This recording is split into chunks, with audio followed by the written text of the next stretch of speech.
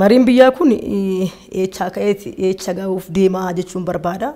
Mariin kun asumatti hafamoo babal'atee gadi bu'ee uummata keenya keessa gadi bu'ee mari'achiisaa kan jedhu gaafachuun barbaada. Maaliif biyya hojjennu kaa biyyi uummatuma mariin kun uummata bira gaafa ga'e kaa faayidaa kan qabaatu jedhee tajaajilanii karaa kiyyaan jechuudha.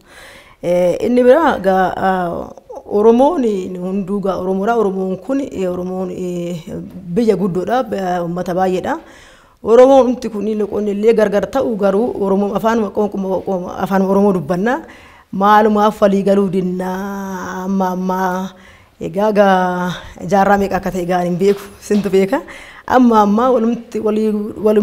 walumaa galuu dijuun kun maalumaaf jechumarraa ka'ee isin ka eenyu baay'ee limdii qabdus keessattuu warri gurguddaan warra hangafoota keenya warri akka siyaasa keessatti turtan kuni maaluma taajabdanii jechuun barbaada. Kanaafuu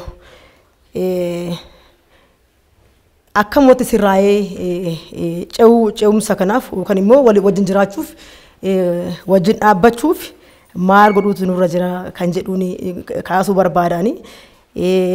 Duratti akkuma achirraa kaasan obbo Leencoon gaafa kan bara 1992 kaastanii turtanii anis immoo akkuma nama tokkootitti gaafsin achii baatan sun gaafa akka har'aa kana baarmeexaan keewwannee gaafsanii dabbasaan keenya illee goofaree qabaa tureeyyuu akkitti kaatanii baatanii illee yaadadhaa tarii gaafsan oduu ba'uu baattanii carraan har'a jiru kun caalaa jira jedheetanii yaada.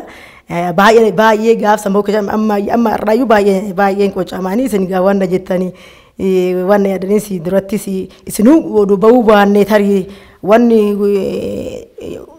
fooyya'aan tokkoon argama jettanii turtanii. Ammas immoo jijjiirama amma dhufe kanarratti akkuma beektan egaa uummanni Oromoo, qeerroon Oromoo, qarreen Oromoo warri namoonni baay'een irratti hirmaatee jira. Akkasumas immoo akkuma isin beektan haala gaariidhaan ce'umsi kun dhufe garuu oduma xinnoon tun odoo gammachuun keenya xiqqoon turin jijjiiramni sun gara biraatti jijjiirame uummanni keenya akkuma yeroo biraatti immoo addumaan immoo fagaachaa dhufe. Kana kaa warri amaraadhi warri ce'umsa kana keessa jiran kuun jiranii kuun gaa hin jiranii kuun maal ta'eeti ammas immoo akkamitti sirraa kan jedhu marii guddaa barbaachisa. Egaa uummanni waan baay'ee yaada hundumtuu gaa ifne uummata Oromoo guddaa kan dhisiti maatumti tokkoyyuu eenyu isaanii barbaanni isaanii yookaan fedhiin isaanii adda fedhii isaanii mooyyuu akkamitti namni tokko fedhii lama hoo qabaate tokkotti gadi hir'isu akka qabaatu ammas immoo uummanni keenyas immoo fedhii adda kan qabnu kan immoo fedhii baay'ee badaarra kan badaa ta'etti gadi hoo xinnaate hir'isuu qabna. Hoo san ta'e garuu gaa uummanni keenya kun hoo wal ta'e gaa hoo wal ta'e wal dhaga'ee wajjin dhaabbate ka Itoophiyaa guddittii kan jennu kun kan itti sirriitti eenyu jennu Itoophiyaa jechuun gaa Itoophiyaa Oromoon Itoophiyaa irraa of fageechuun akka kiyyatti natti hin tolu maaliif Itoophiyaa dhufte kana keessatti Itoophiyaan gahee guddaa qaba ammas fuuldurattis gahee guddaa qaba. Kanaafuu isa tokko paartii tokko Itoophiyaa fi Oromoon isa qaama tokko waan ta'eef tanaan duras gahee guddaa qabu ammas immoo fuuldurattis immoo gahee guddaa qaba uummanni Oromoo jechuun barbaada. Kana waan ta'eef Oromoon tokko ta'ee tokko waan afaan tokko dubbannu kanatti yaada keenyas gara tokko finnaan sarara keenyas gara tokkotti finnaan Itoophiyaa guddittii kana keessatti waan guddaa waan taphachuu qabnuuf kana mufii gargaraa anigaa waan natti dhagameen dubbadha akkaan sirriitti kolfu sirriitti dubbachuun beeku waan natti dhagameen dubbachuu barbaada. Kana waan ta'eef maaltu jijjiirama kana amma barbaachisaa ta'e sanitti akka ceesanitti maaltu sustainability isaa san dhoogge jechuu barbaadnu gaa warri ce'umsa kaleessa jiru sun har'a eessa jiranii warri kun eessa jiru warri kun eessa jiru. Walqaanaa'uun barbaachisus warri wali sodaachisuun barbaadus maaliif dhugaa hoo dubbatan bakka galmaa waan geenyuuf kana waan ta'eef waan balleechine san waan kaleessa balleechine san waan ammoo kaleessa karaara dabne san akkamitti tolchine akkamitti isa sirreessine wajjiniin Oromoos guddisnee Itoophiyaa keessatti immoo tapha guddaa taphannaa kan jedhu kaasuu barbaadna jechuudha. Kana waan ta'eef Oromoon Arsii maal mufate, Oromoon Wallagga maal mufate, Oromoon Baale, Oromoon Hararra, Oromoon kun maal mufate, maal rakkinni jiru maali? Uummata bira rakkina maaltu jira? Mootummaa bira rakkina maaltu jira? Rakkina san immoo akkamitti hiikna kan jedhu hoo dubbachuu baan, hoo wal sirriitti hubaan, ammas immoo maali kan maaliin dhibee ofii himanne, maaliin argatu qorichaan argatu jedhama miti. Ammas immoo dhibee keenya san himannee, dhibee keenya san baafannee akkuma duratti jedhe san daraartuu wanna kudhaan hoo barbaad giddeeta wanna tokkichi bichaa argameef bakka sagla san dhiiftee kara tokkichi san dhufuu qabdi jechuudha.